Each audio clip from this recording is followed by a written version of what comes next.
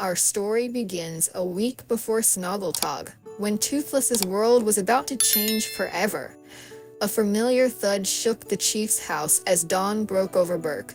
Toothless was awake and jumping on the roof, loosening shingles until they hit the snow below. He grew impatient, waiting for his friend to wake. Moments later, the two were soaring through a sky brushed with frost.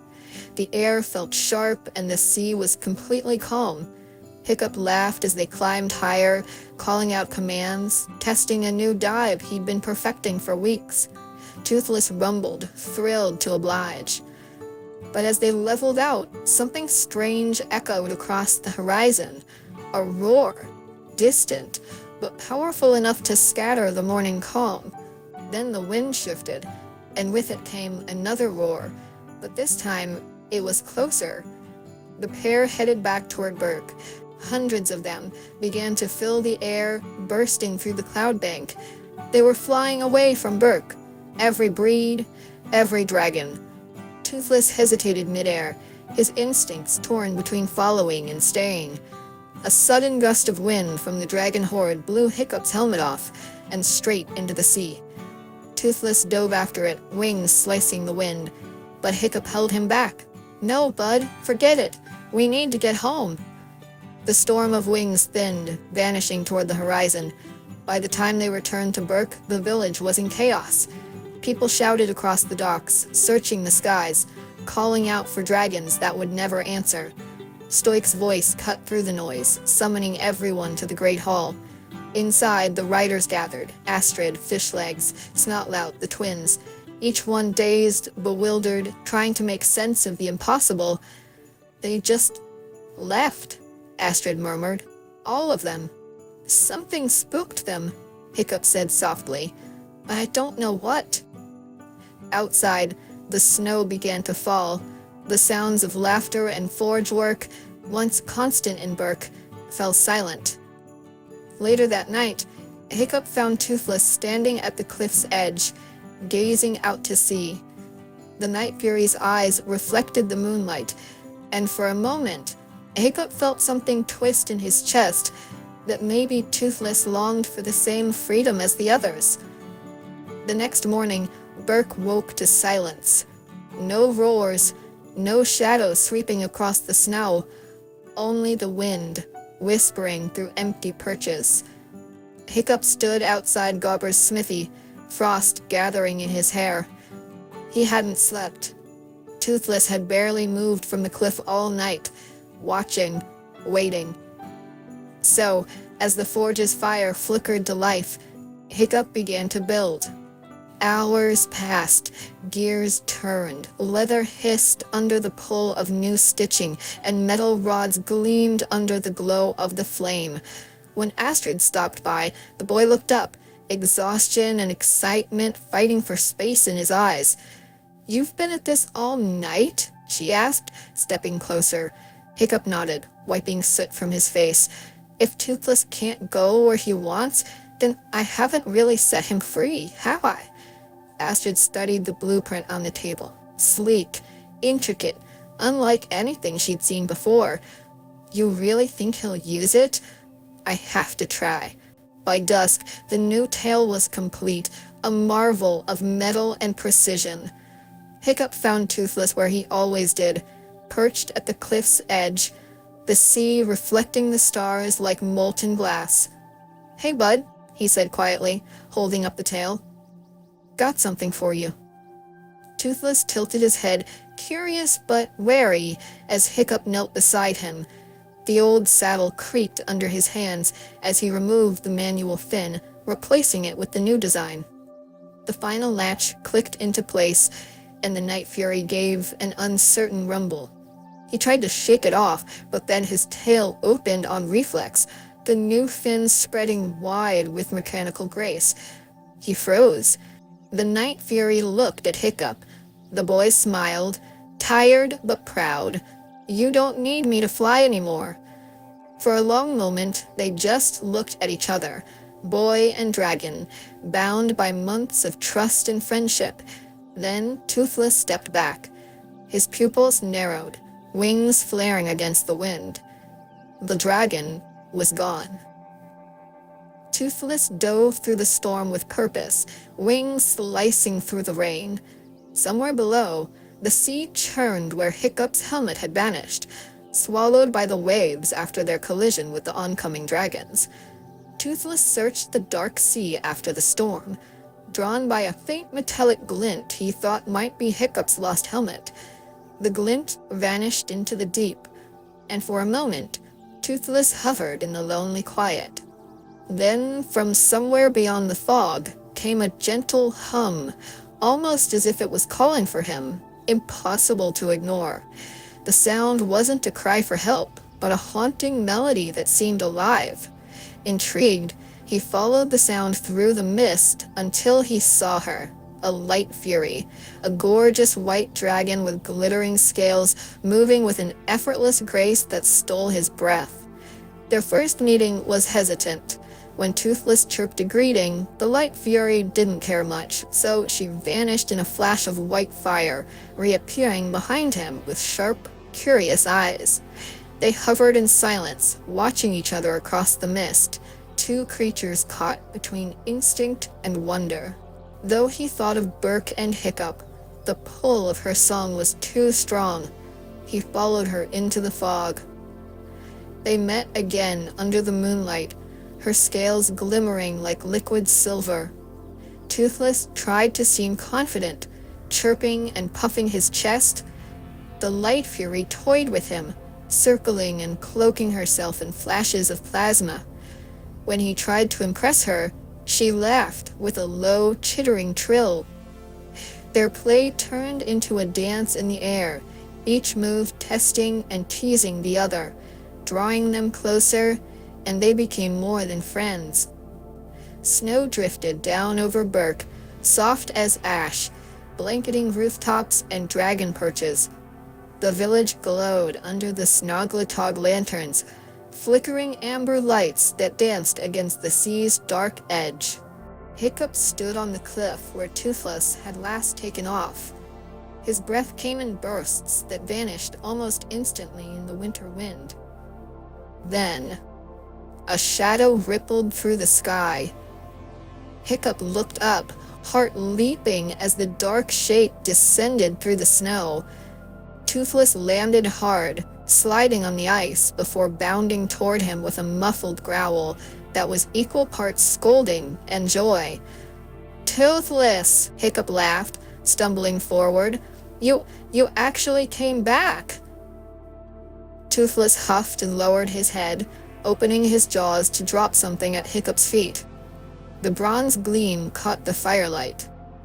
Hiccup bent down, fingers brushing the familiar shape, his helmet, dented but intact. "You found it," he murmured, voice soft with awe. Toothless chirped proudly, eyes narrowing in a smug little grin. Hiccup chuckled and rested his forehead against Toothless's snout. "You're impossible, you know that." For a long moment, Toothless and Hiccup hugged in a quiet reunion, the snow falling around them like stars. Then, together, they walked back toward the glow of the great hall. Neither of them noticed the faint shimmer of white watching from the shadows of the cliffs, two blue eyes reflecting the torchlight before vanishing into the dark. The light fury had followed Toothless home. In the days that followed, the dragons began to return, one by one, yet none of the Vikings could say where they had gone. Burke celebrated their homecoming with relief, but a quiet unease lingered beneath the cheer. Hiccup, however, noticed something strange. Toothless had taken to vanishing for hours at a time, slipping away without warning and returning as if nothing had happened. Curiosity gnawed at him. Determined to find out what his friend was hiding, Hiccup set out to follow him into the forest, with Astrid close behind. The search led them deep into the misty glades beyond the village, until a sudden movement startled the creature Toothless had been meeting. A flash of pale scales, a burst of light, and she was gone before either of them could react. Astrid caught only a glimpse of her, a ghostly white dragon unlike any they'd seen before. Hiccup tried to call her back, but the forest fell silent again. He couldn't understand why Toothless had kept her hidden, or what it meant that she'd fled at the sight of him. But Toothless's secret wasn't the only mystery stirring on Burke. Later that day, Fishlegs and Meatlug uncovered something half buried in the snow near the cliffs. A metal dart, hollow at the tip and filled with some strange, colorless liquid.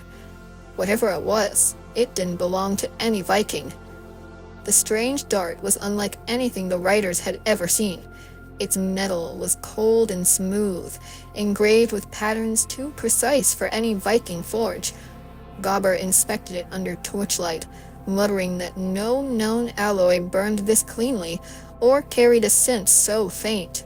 When Fishlegs dared to prod the liquid within, the surface shimmered with a faint iridescence, almost alive. "It's not venom," he murmured, "but it's meant to act like one." Whatever its purpose, it wasn't something found in nature, and that alone was enough to make everyone uneasy. That night, while the village slept, Hiccup sat by the forge turning the dart over in his hands, unease twisting in his chest. Whoever had crafted such a weapon hadn't just wanted to kill, they wanted control. He thought of Toothless, of the Light Fury, and the strange secrecy between them. Somewhere deep down, he knew these things were connected. Night had fallen quiet over Burke. The last forge fires hissed under falling snow, and even the dragons seemed uneasy. Then, without warning, a roar split the silence, sharp and terrified. A natter crashed into the village square, its wings beating wildly against the snow. The dragon's eyes glowed faintly violet, and from its neck protruded a small metal dart. The villagers froze, fear creeping in like frost through cracks. Hiccup was the first to reach it. The poison hummed faintly inside the dart's shaft, its metal polished and deliberate, the work of someone who hunted dragons not for survival, but for sport. Before anyone could react, footsteps echoed through the fog. Slow, purposeful. A tall figure emerged from the mist, wrapped in a dark coat, and brushed the ice as he walked. The man warned Hiccup not to touch the dragon, that it was his catch. The conversation turned sour quite quickly. Hiccup knew the man was up to no good just by looking at his eyes. The man stopped beside the fallen natter, crouching just long enough to retrieve the dart. He turned it between his fingers, examining the craftsmanship like an artist admiring his own work. Before Hiccup could get answers out of the mysterious stranger, he disappeared as fast as he had appeared. Hiccup wasted no time. The moment he returned from the forest, he went straight to Stoic. The description of the stranger, tall, pale, moving like smoke, vanishing without a trace, was enough to drain the warmth from Stoic's face. Burke had known hunters before, but none who could slip through snow and shadow without leaving a track. The order went out. Keep watch. Fortify the boundaries. No dragon flies alone until they knew who was out there. Days turned to weeks. Patrols swept the coastlines while ravens carried messages to Burke's allies. The nights grew quieter, too quiet. Then, one morning, a raven returned with a message sealed in black wax. It was from Oswald the Agreeable of the Berserker tribe. His words were short but heavy. "The man you describe is Grimmel the Grizzly, a dragon hunter without equal. He is the reason no Night Furies remain." The weight of the name spread through the hall like frost. Hiccup felt the truth of it in his bones. Toothless had always been the last of his kind. Now they knew who had made him so. Stoic ordered the village to prepare for the worst, but Grimmel's methods were not of open war. He watched. He waited. He studied. When Burke began to relax, when guards grew tired of staring into the mist, that was when he struck. Astrid vanished first.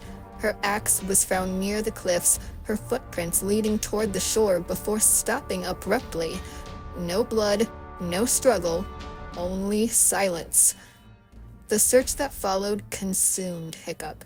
Every rider, every dragon scoured the skies, but it was Toothless who found her, trapped aboard one of Grimmel's ships, bound but unbroken. The Night Fury's rage shattered wood and iron as Hiccup led the rescue, freeing both Astrid and the dragons kept captive in the hunter's hold. When dawn broke, Berk was safe again, for now. Astrid was alive, Toothless uninjured, but Grimmel was gone, leaving only the smell of burnt nettle and the distant echo of laughter swallowed by fog. Hiccup knew this was not victory, only a warning. Somewhere out there, the hunter still stalked the last Night Fury, and this time he knew exactly where to look. The hunt was over, or so they hoped. Something in the air had changed, a sense that the safety they'd built could crumble again at any moment. Grimmel had been driven off, not defeated. Every whisper of wind beyond the fog reminded Hiccup that hunters never stop hunting. One evening, as the sky deepened to violet, Toothless disappeared into the forest once more. Hiccup followed at a distance, more curious than worried, and soon found himself watching a sight that stole his breath. The Night Fury, waiting beneath the northern cliffs, her scales shimmering like starlight. Toothless approached her with a soft trill, and for the first time, Hiccup saw no wildness or secrecy, only peace. The Night Fury had found his equal. Days later, the discovery came quietly. Hidden in a hollow near the cliffs, half buried in moss and glowing faintly in the moonlight, were eggs. 3 of them, smooth and speckled with faint flecks of light. Hiccup felt awe and fear in equal measure. It wasn't just Toothless who was in danger anymore. The last of the Night Furies had become the first of something new. And so, Berk kept its secret of peace between dragons and Vikings.